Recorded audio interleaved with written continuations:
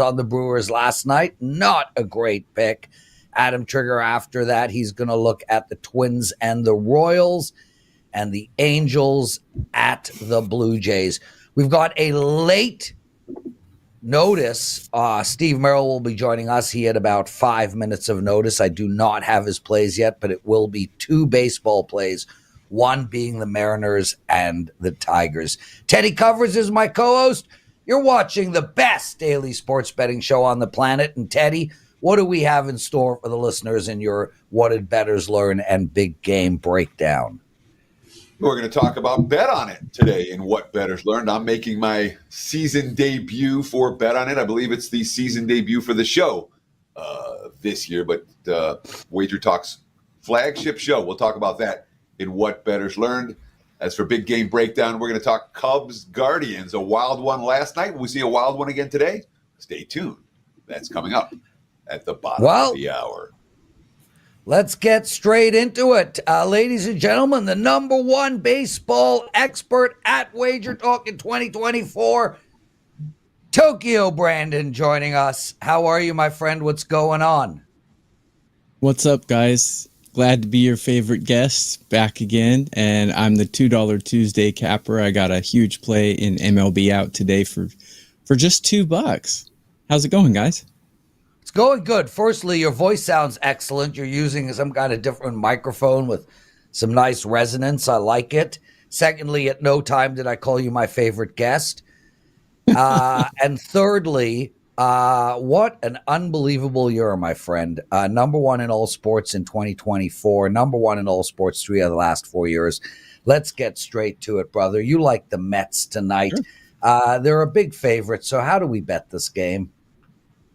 I'm like Billy D. Williams, I got that smooth voice. So didn't you say I should be doing like a sex line or something like that? Oh, yeah, I'm working on that. Oh, yeah. I'm working on it. But now that I've seen your outfit, I think maybe OnlyFans would be better. Coming from a guy in a gray T-shirt, that's great to know. Let's get to the Mets and the A's. Go. Mets and the A's. We got Ross Stripling going with Paul Blackburn, and I've liked Paul Blackburn ever since he played for the A's. He's actually a really good pitcher if you watch him. But in my rankings, I have Paul Blackburn pretty average so far this season. I do my starting pitcher ranks on a curve of 30 so I can compare them to the bullpens and the hitters. And I have Paul Blackburn ranked 15, which is right on the Mendoza line of mediocrity. But I have Ross Stripling ranked 29.9. He's just awful. And, in his last 6 starts, he's given up 4 or more earned runs in 4 of those. He's got horrible stats. His whip is almost 1.5. So he's putting almost 1.5 guys on base every inning. Just a horrible pitcher. So that's how the starting pitching shakes out. On top of that, the A's bullpen is bottom 10. I have them ranked 21 out of 30. And their batting is 27 out of 30. So the A's just really don't have many redeeming qualities today. And the Mets, although they're not hitting that well, they do have a decent bullpen, and they're actually fighting for something. And they're at home. So I like the Mets here, but minus 160 is a little steep. So a good way to counter the price on this would be a -1. Most books offer a -1, and what a -1 is it's just a little less risky than the run line. If your team wins by 1, it's a push. So it's kind of like Pai Gow poker. You're going to push sometimes, but it's a lot better than losing, wouldn't you say? So I like the Mets -1 in this one, and I just checked. It was -120 for the Mets -1 at home with the better starter, the better hitters.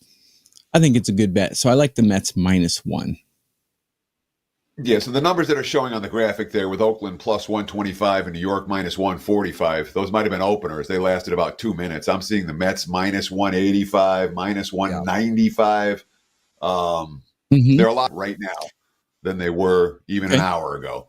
Money's poured in on New York. At the current price, are the Mets still worthy of a wager despite their slump? I mean, they scored 3 of 1. They scored 1 run in 3 games over the weekend. Yeah, but that wasn't against the A's. So, and it wasn't, I like them at home. They're a pretty good home team. And I just looked this up on Pinnacle. I know Pinnacle's not available in North America. We're not going to use the names of any offshore books. Okay. Well, it was minus Offshore 120. So, yeah, it was minus 120. So, the -1 was minus 120. Different books are going to be different, but generally a -1, you can shave about 30 cents off any price. So if it's minus 180, it's probably minus 150 for the -1, whatever book you're looking at. So, yeah, I like it. The A's are not scaring anyone. With their lineup is third worst in all of MLB currently. Although the Mets are not really hitting that well, as I just said. Their bullpen's better. Their starting pitcher is better. So I think the Mets will have very little trouble handling the A's today. Ross Stripling is he's just imploded on the mound over and over and over again. And I think we'll see that again today. Tokyo Brandon joining us, everyone. And as discussed, he is the $2 Tuesday handicapper. For those guys who are not aware of our $2 promo, every Tuesday we pick the hottest handicapper. And well, look at Brandon, man. I mean, enough said. As we discussed, number one all sports this year, number one in baseball this year, and he's got a big play lined up for you all. If you've never purchased from WagerTalk, if you've never played Tokyo Brandon, perfect time to do so. It's only $2. Not many things in the world today are less than $2.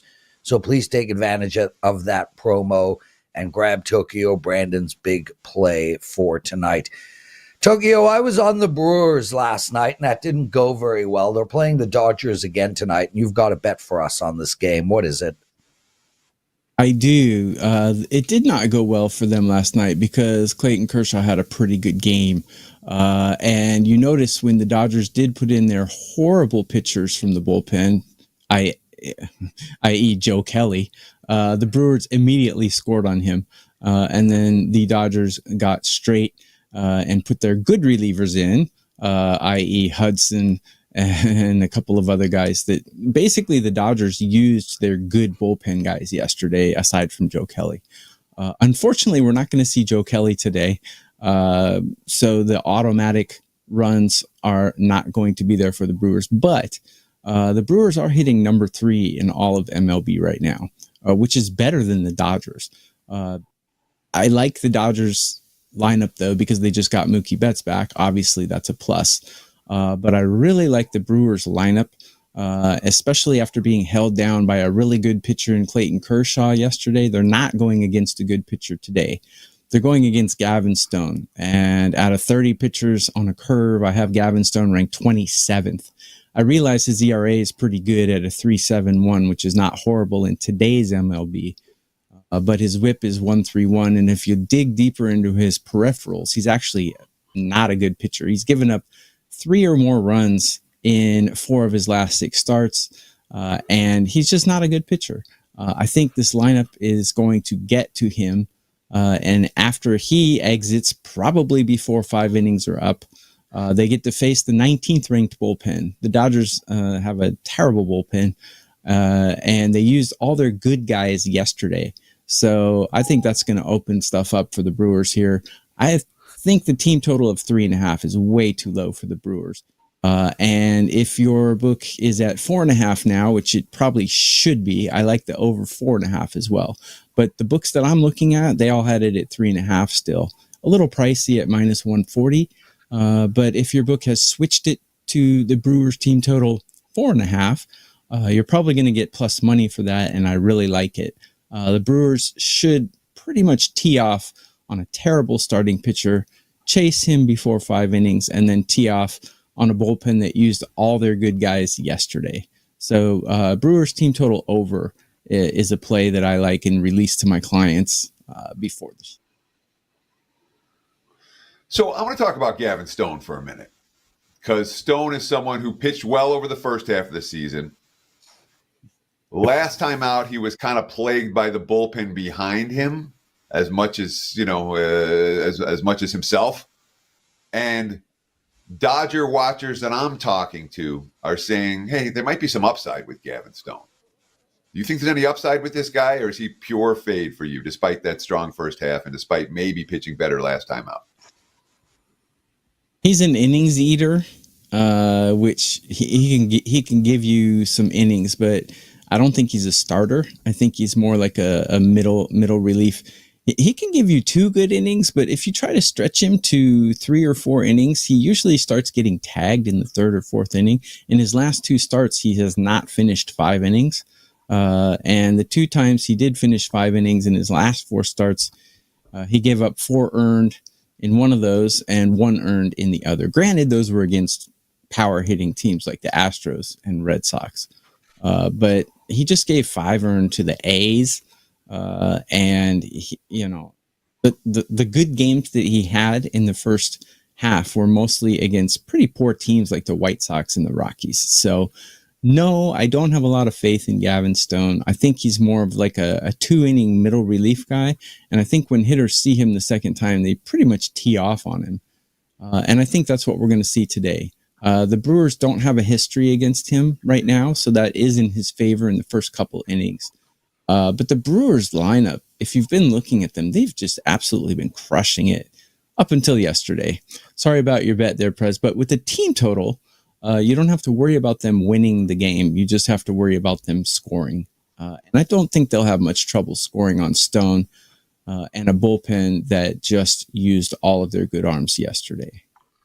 Tokyo Brandon, everyone, the $2 Tuesday handicapper, as good as it gets over at WagerTalk. Thank you for joining us, my friend. We've promoted you. Kick ass tonight. I hope it is an easy winner. Guys, if you like what you're hearing, please take a second out of your day and hit that like button. Really appreciate all of you guys in the chat room.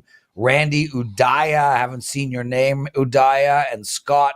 Also, I don't see your name very often. Thank you for coming into the chat room. Stephen, Waj, all of you guys, Javier, Ray. Really appreciate you guys joining us. If you haven't subscribed to our channel, please do so. We got lots of betting information still to come with Adam Trigger and Steve Merril. Teddy covers What Did Bettors Learn Last Night? Well, this isn't something we learned last night. It's something we learned over the last, 5 years. There's lots of great shows on this network, all right? I'm personally partial to 2 of them. WagerTalk Today, which you do every day, every weekday, right here that you're watching right now. And, of course, the NFL Opening Line Report that I do each Monday with Drew Martin, 1 p.m. Eastern time. We've been doing that show together for many, many years now, as well as WagerTalk Today. That being said, the WagerTalk YouTube channel literally has dozens of shows, all kinds of content every single day from WagerTalk Media. The big one is Bet On It. It's our flagship product. We get 50,000 plus views during football season, hundreds of likes and comments. Nothing personal, Lawrence, but viewer-wise, it blows this show away. And your presidential address and my NFL Opening Line Report and anything else that we do. It's something that Marco and Johnny the Greek started. When WagerTalk first began, they got Kelly to host, and the show's blown up. Ralph's TNA, Andy Lang props, they just keep adding quality pieces. So I'm going to be on the show at least for this week. We're recording today and potentially moving forward. We'll have to see. So I encourage you, check it out. I'll be sure to tweet. And if you're watching this show, you should be watching that show as well. Bet on it. Prez, catch the fever, my friend. We're recording again today. It should be posted either tonight or tomorrow. Teddy, I think the show is outstanding. It's fine by me as one of the owners of WagerTalk that is our flagship show. It's very hard to compete with that show. It is excellently done, brilliantly produced. And I really love the history of that show the most, Teddy. I started the presidential address with Kelly. Then she moved to Bet On It. Then I adjusted and brought in Ralph. They moved him to Bet On It. Then I made another adjustment and brought in Andy. They then moved him to Bet On It. The only person they didn't move to Bet On It from every single thing I did was me. And the reason for that, Teddy, is I am still going to be doing the NFL presidential address. And I understand that I alone cannot compete with Bet On It. And I respect that, and I'm happy for it. But there will be an NFL presidential address this year as well. We'll talk about it throughout the season. And if you guys have not seen Bet On It, it is outstanding. Teddy, you're a wonderful addition. I think you break games down better than just about anybody in the world. I hope that you remain on that show, have an excellent season, because really, it doesn't get much better than you as a guest. As a co-host, I could list 14 people, but as a guest, you're as good as it gets, bro. I appreciate your compliment, Lawrence, backhanded as it may be. All that being said, all I know is I'm doing today's show. We have no future, I haven't locked in for the season or anything like that. They asked me to do today's show. I'll do it. We'll see how it goes. Guys, hit that like button, please. Only 25 likes. Tokyo Brandon's gone now, so you can continue. You can hit it more. I like taking the piss out of Tokyo Brandon, Teddy. Before we bring on Adam Trigger, man, it's a sad day for me, Teddy. My favorite show of all time is over, and I have 20 minutes left of the final episode. I'm gripped, and I don't want to watch it. If I watch it, then I can't watch it anymore. So I'm watching 5 minutes a day for the next 3 days. Vikings Valhalla, probably my favorite show of all time. Adam Trigger joining us. How are you, my friend? What's going on over there? No, I'm doing good, guys. Thanks for having me, as always. Just adjust my mic here. Prez, Teddy, I was on the baseball show yesterday, and I asked myself a follow-up question in the form that, like, Teddy would ask me a question, and then I answered it. So Teddy's just rubbing off because in my breakdown, I said if Teddy was hosting, he would ask me this, and then I answered the question. So I'm just I'm getting used to the follow-ups now, so much so that I'm asking them to myself on other shows, which I'm sure Kelly is not happy about because she's trying to get me to talk less, and now I'm asking myself follow-up questions. Yeah, Adam, are you talking less? That just doesn't happen, bro. And it's okay. I enjoy hearing you. I keep putting you on this show against Teddy's wishes. Not true. Not true. Teddy loves you. Let's get straight into it, man. The Twins and the Royals are tonight. How you betting this game? Yeah, so this is a client play for me, 4%er. I decided to use it on the show because the number is long gone. I gave this to clients this morning at minus 107. Believe it's up to minus 130. I still think you can play it, just, obviously adjust accordingly. But that's not a move, in my opinion. That doesn't mean you can't play it at all. The reason for the move is probably Bobby Witt Jr. being out. He got hit by a pitch yesterday. Said in the postgame he was fine, but what I'm hearing is swelling, bruising, almost a guarantee that he's not going to play today. That's not why I bet this game, though. That's just the reason for the line move. I'm betting on Zebby Matthews here. It's his major league debut. If you watched Last Call on WagerTalk TV a couple of weeks ago, I was on with Kelly, and she, one of the viewers in the chat knows I do a lot with minor league baseball now and asked me for a minor league baseball play that day.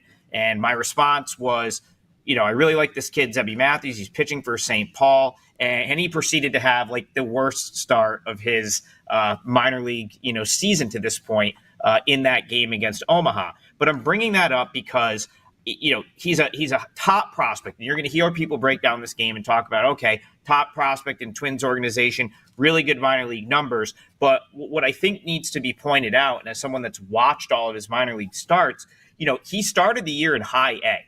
So not only has he made his way to the majors, but he started the year in high A, went high A, double A, triple A. I mean, you don't see that very often, climbing the ladder that quickly, 4 different levels of professional baseball in one season. And I just think that there was a little bit of an adjustment process for him at triple A where he couldn't just throw the ball over the plate. You look at his minor league numbers this year, 97 innings pitched, 2.6 ERA. 0.87 whip, 114 strikeouts, but he doesn't really walk anyone. And what that tells me is at single A and double A, you can get away with the stuff, throwing it over the plate, and it's just, you're going to get it by hitters. But in his first couple triple A starts, he struggled with giving up hits. Balls were out over the plate, and big league hitters triple A hitters are big league hitters. They can hit that. Now, his most recent start, he made the adjustment. He pitched against Columbus. That's a triple A team for the Guardians. 5 innings, 2 hits, 1 run, and finally walked someone because he started pitching to the corners, and that's the type of adjustment that I expect him to bring into this start tonight. And as long as he's not putting the ball over the plate, the Royals are going to have a really tough time with him because his stuff is awesome, and he is that good. On the other side of the ball, we've got Seth Lugo. He's someone that I think has taken a little bit of a step back since his red-hot all-star first half. Got knocked around by the Red Sox last time out.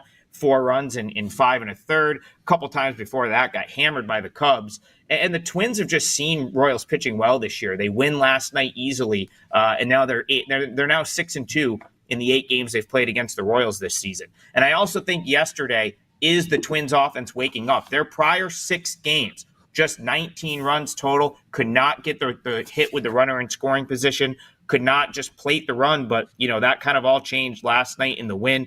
So when I add it all up here, guys, you've got a prospect in Zebby Matthews that the Royals haven't really seen. More than likely no Bobby Witt for the Royals, and the Twins getting healthy. Miranda's back. Royce Lewis is back. Even if Buxton's out of the lineup tonight, I still think they get to Lugo at some point, and I think they end up winning this game. So first 5 is -110 for Minnesota. Full game is more like -125. Just in hearing you talk about these two teams and talk about the matchup, it sounded to me like first 5 was really in your wheelhouse here. I'm curious why you would look at to lay 15 cents more for the full game. Is it not? It sounded like you liked one starter and not the other.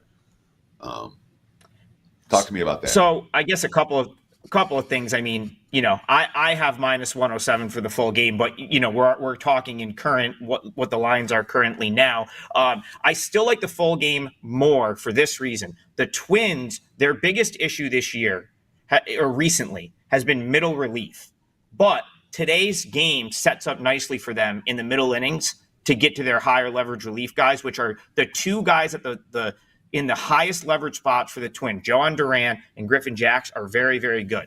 And they're going to have Jorge Alcala, who did not pitch yesterday, in the middle innings. So I think Matthews, let's put it this way. If the Royals do figure him out, he's probably going to go in that 4 or 5 inning range.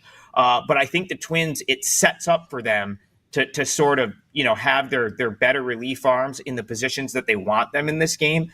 And, based on Matthews' current couple starts at AAA, I think he probably gives us, 5 here. That seems to be what he's been going at AAA. So I don't dislike the first 5 by any means, but I do think that there's ways to beat in their bullpen as well. So to make the case for first 5 full game, if you go full game with the Twins, you at least get the later innings against the Royals in case Lugo has his good stuff, which, as you guys both know, when Lugo's been on this year, he's been very, very good. So preference to full game for the Twins, but I don't dislike the first 5 at all.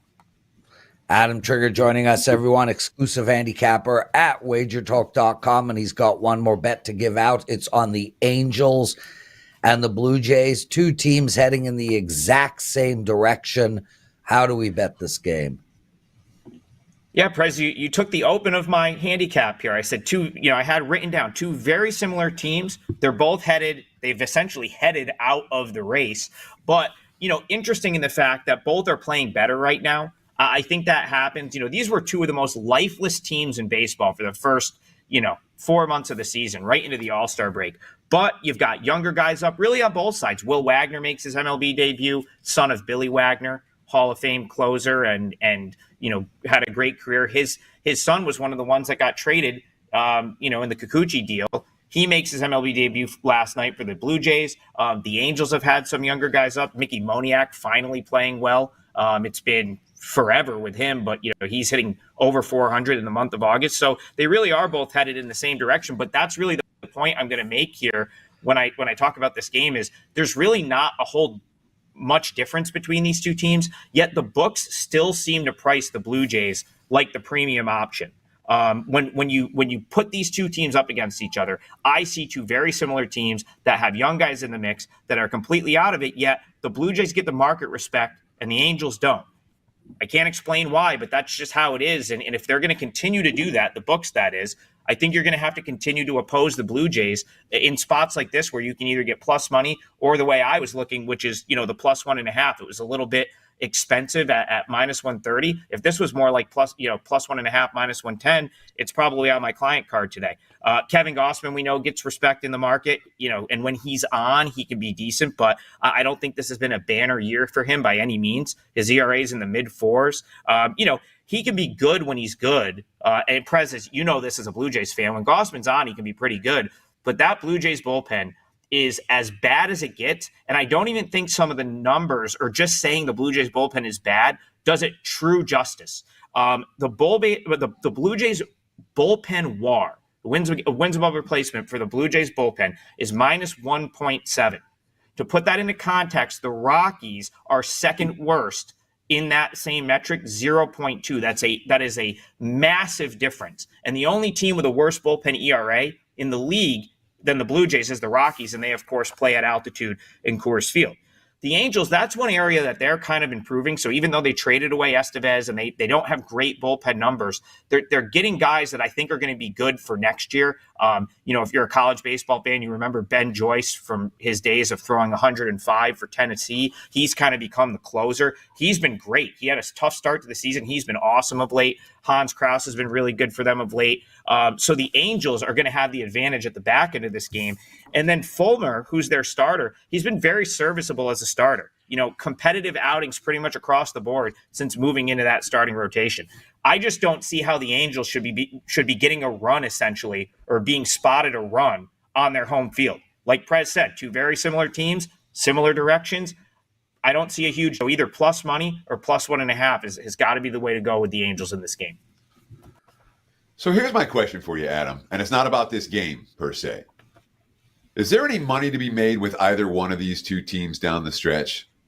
Or is these teams, is it just bet against and bet against?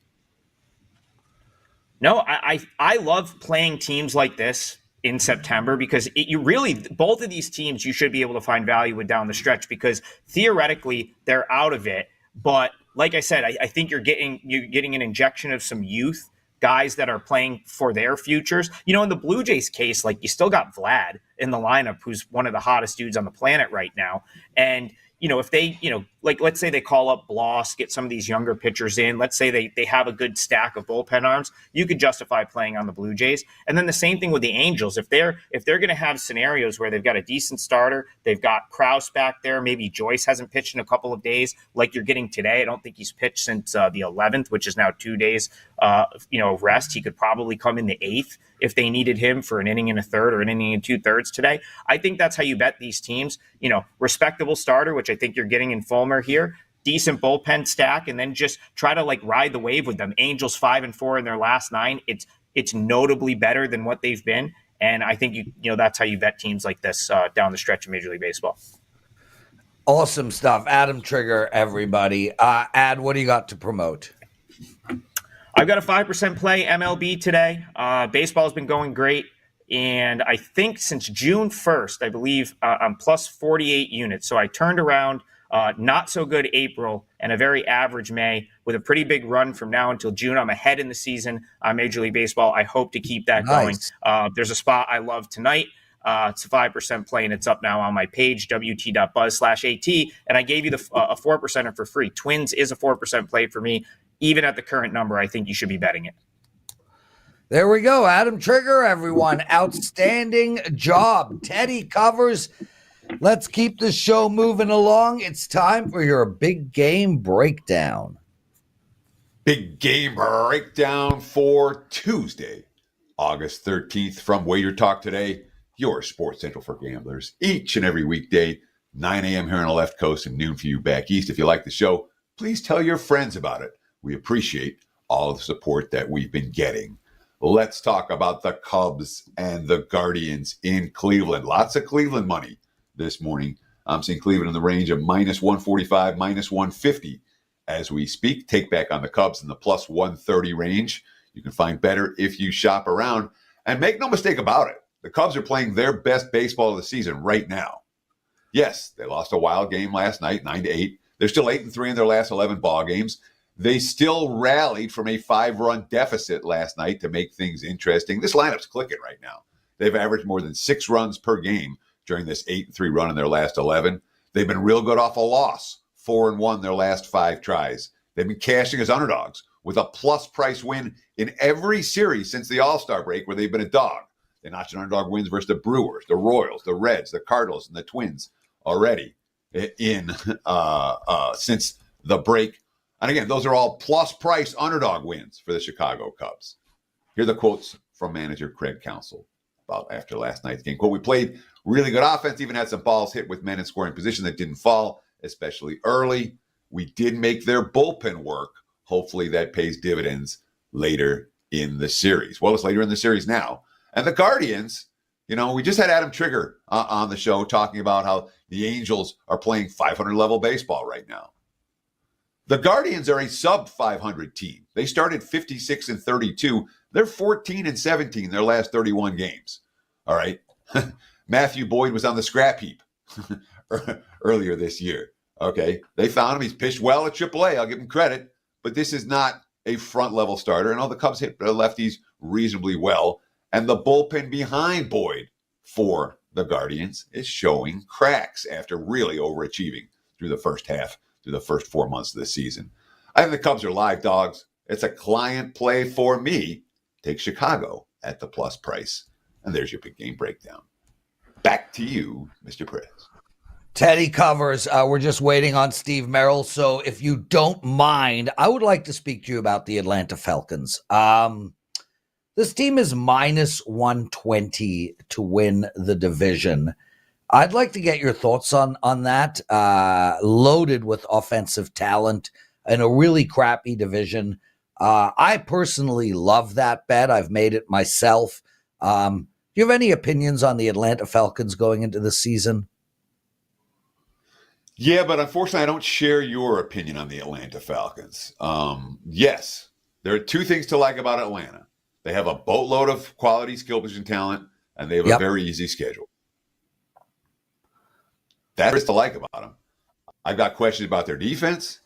I've got questions about whether Kirk Cousins is going to be able to be the same quarterback that he was coming off another injury in a new system without the practice time, without the playing time. Michael Penix is quarterbacking this team. I don't want Atlanta over anything. I don't want Atlanta to win any division. I don't want any part of it. All right. So you need Cousins, and you need Cousins at a high level. I haven't seen that yet. Obviously, he hasn't played this season. He's not even practicing. Guy's not healthy. So when Cousins gets healthy and we can start to feel like maybe he's got a rhythm here. The other problem with Atlanta, from a betting market standpoint, and this is key to note, their season wins correlate with point spreads. All right. And you see that very clearly for the week 1 numbers. You can go down and see that a half win in the season win market is worth X amount in the betting markets. But Atlanta's lined at 9.5 wins because of their schedule, not because of their talent. So I'm seeing Atlanta on a week by week basis because they're lined at 9.5 wins. They're being a little bit overpriced. So not only am I not excited about Atlanta to win the division, I'm not excited about Atlanta week by week either. I think you might make more money betting against this team than you will betting on them. So, again, it's early opinions. It's nothing. One of the beauties about being a sports bettor, you can have an opinion in August and change it in September. But my initial lead on the Falcons is I don't see value and I don't see bet on with Atlanta. So good luck with your bet, Prez. Not one I'm going to join you on. Teddy, one of our listeners yesterday, and then we'll bring Steve Merril in. One of our listeners yesterday asked, and you write this unbelievable win-loss report. It's been up now for over a month. It's one of the best things anybody could get their hands on from a betting perspective. But one of our listeners asked, are these numbers adjusted based on what happens during the preseason? They're markets. They move all the time. They're never static. They're always dynamic. There are periods of the year where the betting markets are quiet. They tend to be pretty quiet in July. Once preseason opens, the markets are bouncing all over the place. Every game you're going to see the bettors have opinions about what they just saw and make season bets as a result. So, yes, the numbers are moving right now. They will continue to move throughout the month of August, up until we approach the week 1 of the NFL season. That's why I like to put the numbers out, my bets out in July, right? Because that gives guys a little bit of time to shop around. Once the preseason starts, the numbers bounce every day. Certainly every week. Teddy covers. Get that report, everybody. You can buy it over at WagerTalk. It's outstanding. I've gone through it. I've read every word. I love it. Thank you for putting the work in, my friend. Steve Merril joining us. Steve, you had about 3 minutes notice to get on the show today. Greatly appreciated. I can always count on you. And I know you're hosting the show in my spot Thursday and Friday. Thanks for joining us. Let's get straight to it. Mariners at Tigers. How do you want to bet this game? Yeah, interesting game to talk about here at 6:40 Eastern on Tuesday night. Mariners, as of early here Tuesday afternoon, have not listed a starter. They're undecided, but we do have a line on this game because Skubal's going for the Tigers, who's had a pretty good season overall, and he was a guy a lot of people thought would be on the trading block. Detroit turned out not to be quite the sellers we thought they might be, but their season is pretty much over. They're 7 games below 500, 9 games back of a wild card spot now, despite winning their last game on Sunday. They returned home here off of 1 day's rest after a road trip. This is historically not a good situation for teams, especially as a dog. But right now, not knowing the Seattle pitcher, they do have Detroit as a slight $1.15 favorite. But I'm going to stay away from the side in this game because I don't think it's a great setup for Detroit, even though they'll probably have the better pitcher on the mound. We'll look at the over 7. This currently is 7 under 20. We're getting over 7 even money. Now, if this was in Seattle, it'd be a totally different story. We know how Seattle is one of the most pitcher-friendly parks, T-Mobile Park, very low-scoring ballpark the last several years. And, in fact, these teams just played a 3-game set there a week ago, August 6th through 8th. We saw 6 runs, 7 runs at 8-3 game. The totals were 7.5, 7.5, and 6, which is kind of strange. Now we get a 7 here because Skubal's on the mound. But I don't think it's going to be a great pitching effort by Seattle tonight, so I think Detroit can get some runs. And the Mariners can also get to Skubal. In fact, the first game after the trade deadline when he was not dealt had one of his worst starts of the season a week and a half ago when he gave up 5 runs in 6 innings. Bounced back with a decent start against Seattle last week in that August 7th game, 7 innings, 2 runs. But the Mariners just saw him last week, which gives them an edge here in the quick rematch. I think this total is too low. If it was in Seattle, it'd be a different story. But this game is in Detroit, which is more of a hitter ballpark. I like over 7 even money between Seattle and Detroit tonight at 6:40 Eastern. So you say that Seattle still hasn't named a starter. I keep assuming that Kirby's going to go for Seattle. Yeah, he just was named as the starter. Just now? Okay. Yeah. I haven't seen it yet on my WagerTalk live odds stream, but I'm sure. Contrary to popular belief, I actually know my shit, even though I ask dumb questions to set you up with softballs. Sorry, Steve. Go on. So, yeah, go ahead. As of now, on the WagerTalk live odds screen, we have not yet seen a starter. I think it's going to be George Kirby. Lawrence is confident it's going to be George Kirby. Kirby's an ace every bit as much as Skubal is, isn't he?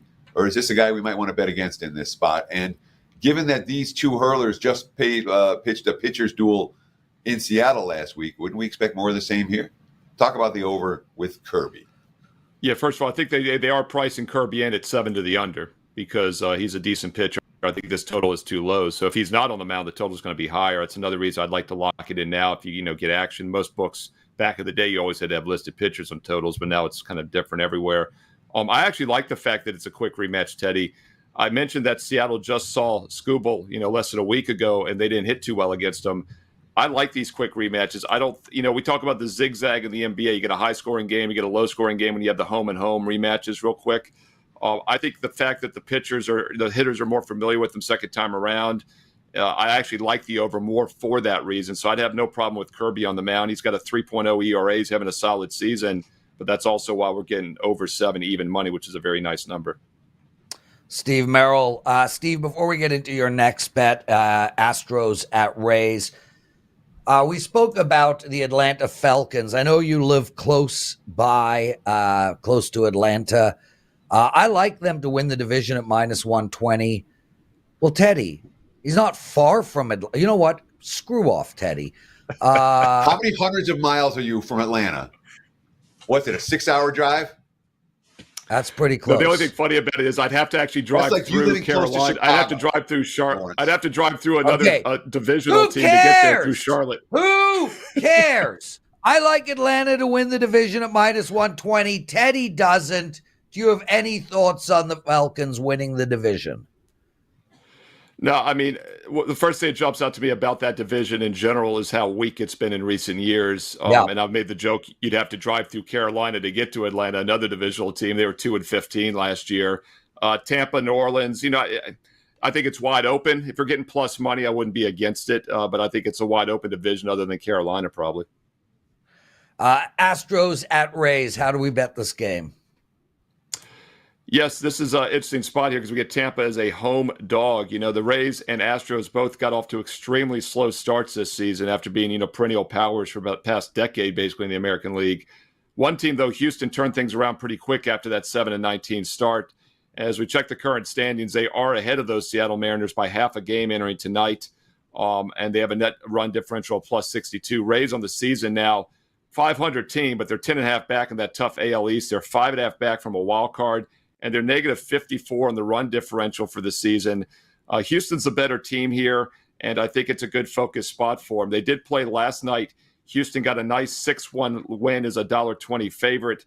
Always like the better team in game one as a road favorite, so there's always that risk that maybe they take their foot off the gas a little bit after winning last night. But the fact that they're in a dogfight with Seattle in the West, I don't think they overlook any opponents. Tampa does not have much of a home field advantage. And, other than batting ninth in baseball, there's not a huge home field advantage anyway. I like laying the short number on the road, though. I still think we get a much cheaper price than if this game was in Houston. So I have no problem playing the better team with Kikuchi on the mound. Houston Astros here as the short favorite tonight at this also under 6:40 Eastern. In perspective, Astros are 7-3 their last 10, playing good baseball right now. They've won 6 straight entering this game, including that win last night. And we look at Kikuchi's numbers overall. He has struggled overall the last couple months, but he had a decent outing, 2 earned runs in 5 innings the last 2 times out. I think the bullpen will be in place sooner than later, but the Houston bullpen's been solid the last several months. That's actually where they really struggled back in April, but they've turned things around more than the Rays. And Baez on the mound for the Tampa Bay Rays, nothing special. He's given up 6 runs in his last 2 starts in just 9 innings. I like the Astros as a small road favorite in this one. So Kikuchi faced the Rays over and over again with Toronto.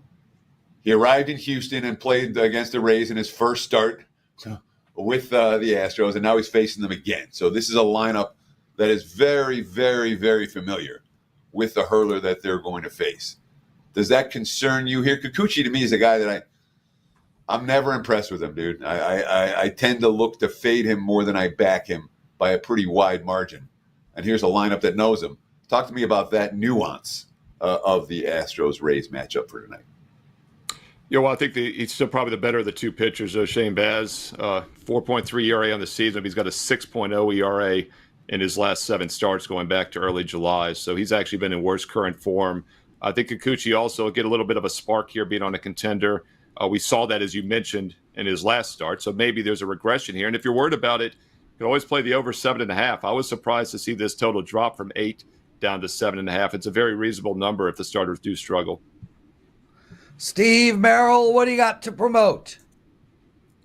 Great special this week at WagerTalk.com. A great special right now where you buy 3 days, you get 7 days. Yeah. So it's basically buy 3, get 4 more days for free. For the price of 3, you get a full week, and that is all sports, every play, every day for the next 7 days and nights. I'm on a 53-34 baseball run the last 2 months. I've got a strong steamroller blowout tonight. And don't forget, I also post a free play every day on my page at WagerTalk.com. Also, like, subscribe, and consider clicking that bell for instant alerts. I'll have free baseball videos up each day this week. And right around the corner, my NFL Fade the Public College Football Top 25s. Click the bell when you subscribe here on Wager Talk TV. Steve Merril, everyone. Thanks for joining us. Teddy, one of our listeners, Nathan T., writes, Lauren smokes DMT. Is that a compliment, an insult, an observation? What is DMT? What does it stand for? What does it do? I love drugs, so why not? You're asking me. I'm a 50-something who knows nothing about anything except for sports. And you're asking me about something from pop culture. I don't know what it is either. Never heard of it. Okay, so Nathan, no idea what DMT is, but if you got some, come over. Let's give it a go. Teddy covers. Fun show, brother. I'm going to ask you about some NFL division wins tomorrow as well. You good with that? I'm only good with it if you can figure out how to say the bet that you're talking about. NFL season win. Odds to win divisions. We're going You odds want to to sound win. like someone who's actually bet sports in your life, not like a guy that doesn't know the names of the bets you're talking about. So it's up to you. DMT is a psychedelic. You smoke it very strong. Andrew Wojcicki. That sounds delicious. Teddy, see you tomorrow, bro. Take us home. Yeah, enjoy your psychedelics today, Lawrence. I'll be recording Bet on it. That's going to wrap the Tuesday edition of WagerTalk Today. We'll do it again tomorrow. Same time, same channel, 9 a.m. here on the left coast, noon for you back east. If you like the show, please tell a friend. Please give us a like. We appreciate it very much. Enjoy the games, and best of luck with all your wagers. We'll see you guys tomorrow.